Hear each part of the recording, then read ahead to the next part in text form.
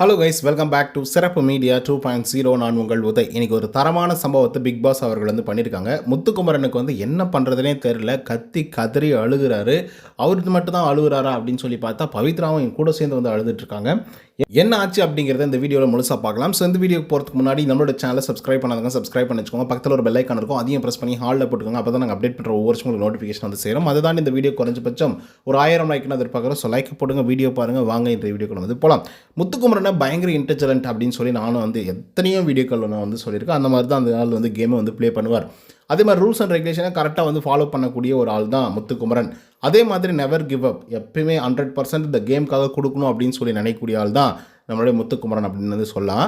But இந்த ஆள் வந்து இந்த ஒரு வாரம் மட்டும் ஒரு மாதிரி விளையாடிட்டாரோ அப்படிங்கிற மாதிரி வந்து தோணுது. ஏன்னா இந்த வாரத்தோட தொடக்கத்தில் கேப்டன்சி டாஸ்க் வந்து நடந்தது. ஏன்னா லாஸ்ட் வீக்கில் வந்து பெஸ்ட் பர்ஃபார்மராக முத்துக்குமரன், அதுக்கப்புறம் ஜாக்லின், அதுக்கப்புறம் வந்து பார்த்திங்கன்னா விஜய் விஷால். கடந்த 10 வாரத்தில் யார் வந்து நல்லா பர்ஃபார்மன்ஸ் பண்ணுறாங்க, டாப் 3 மெம்பர்ஸை செலக்ட் பண்ணுங்கள் அப்படின்னு சொல்லும்போது 3 பேர் வந்து செலக்ட் பண்ணியிருந்தாங்க. Muthukumaran, Vijay Vishal and Jacqueline. இதுலேயும் வந்து பார்த்திங்க அப்படின்னா ஜாக்லினுக்காக அவர் வந்து ஒரு ஒப்பந்தத்தை போட்டு விட்டு கொடுத்துட்டார். ஸோ அதுக்கப்புறம் ஜாக்லினே முழுக்க அந்த விளையாட்டை வந்து விளையாடினாங்க. அதுக்கப்புறம் வந்து பார்த்திங்கன்னா ஜாக்லினும் வந்து தோத்துட்டாங்க. நம்ம ராணுவ அவர்கள் ஒரு பெரிய ட்விஸ்ட் வச்சதுனால விஜய் விஷால் கேப்டன் ஆகிட்டாப்பில் அந்த இடத்துல விட்டு கொடுத்தார். அதுக்கப்புறம் இந்த வாரத்தில் அந்த கன்வேயர் பெல்ட் டாஸ்க் வந்து நடைபெற்றது. இதுலேயும் வந்து பார்த்திங்க அப்படின்னா ஜாக்லின் டீமுக்கு பயங்கரமாக ஹெல்ப் பண்ணிட்டு இருந்தாங்க முத்துக்குமரனுடைய டீம். குறிப்பாக வந்து முத்துக்குமரன் தான் அதில் வந்து மூளையாக செயல்பட்டார். ஸோ அவர் வந்து பார்த்திங்கன்னா எடுத்த டெசிஷனுக்கு எல்லாத்துக்குமே வந்து தீபக் அவர்களோ மஞ்சரி அவர்களோ ஓகே சொல்லிட்டாங்க. ஸோ அதன் காரணமாக என்னாச்சு அப்படின்னு பார்த்திங்கன்னா எல்லோ டீம், அதாவது ஜாக்லினுடைய டீம் வந்து வெற்றி பெற்றுறாங்க. ஒன்றுமே இல்லாமல் நிற்கிறாங்க ப்ளூ டீம். ஸோ இது ஒரு மிகப்பெரிய தப்பாக மாறுது. இப்போ என்னடா அப்படின்னு பார்த்தீங்கன்னா இந்த வாரத்தோட பெஸ்ட் பர்ஃபார்மராக முத்துக்குமரன், பவித்ரா மற்றும் ஜெப்ரி இவங்க 3 பேரையும் வந்து தேர்ந்தெடுத்துருக்காங்க. ஸோ இந்த 3 பேரையும் தேர்ந்தெடுத்ததில் ஓகே கேப்டன் பதவிக்கு யாருக்கு அப்படின்றத போட்டியில் தெரிஞ்சிடும் இல்லையா. ஸோ போட்டி வந்து வைக்கிறாங்க. அந்த போட்டி என்ன அப்படின்னு பார்த்தீங்கன்னா சர்க்கிளுக்குள்ளே ஒரு ஃபுட்பால் மாதிரி விளையாடுற மாதிரி அவங்களுடைய கோர்ட்டுக்கு எதிர்த்தாப்பில் இருக்கக்கூடிய ஆட்கள் வந்து பார்த்திங்கன்னா நிற்கணும் அப்படிங்கிற மாதிரி வந்து சொல்லியிருக்காங்க. ஸோ இவங்க வந்து தடுக்கணும். ஆக்சுவலாக சொல்லப்போனால் தடுத்து வந்து விளையாடணும். ஜெப்ரி ஆல்ரெடி கேப்டன் ஆகிருக்காரு, முத்துக்குமரன் கேப்டன் ஆகிருக்காப்புல. ஸோ இந்த விதத்தில் வந்து பார்க்கும்பொழுது பவித்ரா அவர்கள் நிறைய தடவை பெஸ்ட் பெர்ஃபார்மர் வாங்கியிருக்காங்க, நல்லாவும் விளையாடிருக்காங்க. ஆனால் ஒரு தடவை கூட கேப்டனாக ஆகலை. ஓகேங்களா. முத்துக்குமரன் அசால்ட்டாக வந்து பவித்ரா அவர்களுக்கு வந்து விட்டு கொடுக்குறாப்புல கோல் போடுற மாதிரி.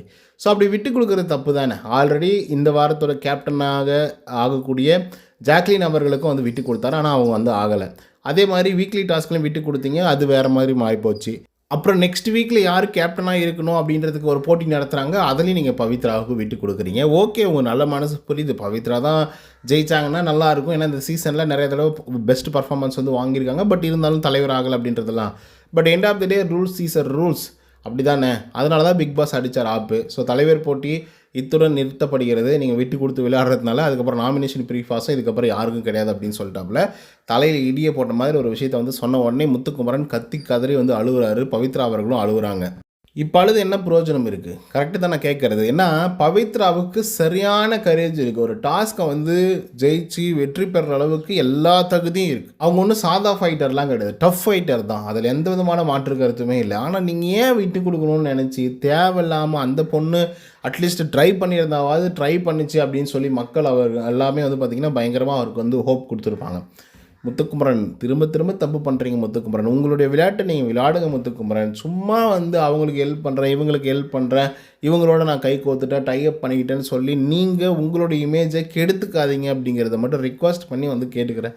ஸோ இதனால் வந்து உங்களுக்கு தான் எல்லா கரேஜஸும் வந்து குறைய போதை தவிர மற்றவங்களுக்கு கிடையாது. ஸோ இதை பற்றின உங்களோட கருத்துக்கள் என்ன அப்படிங்கிறத கமெண்ட்டில் வந்து பதிவு பண்ணுங்கள் கைஸ். இந்த வீடியோ உங்களுக்கு வந்து பிடிச்சிருந்தா லைக் அண்ட் சப்ஸ்கிரைப் பண்ண மறந்துடாதீங்க. இன்னொரு தவறும் சந்திக்கிறேன். Until then bye from Uday. நன்றி, வணக்கம்.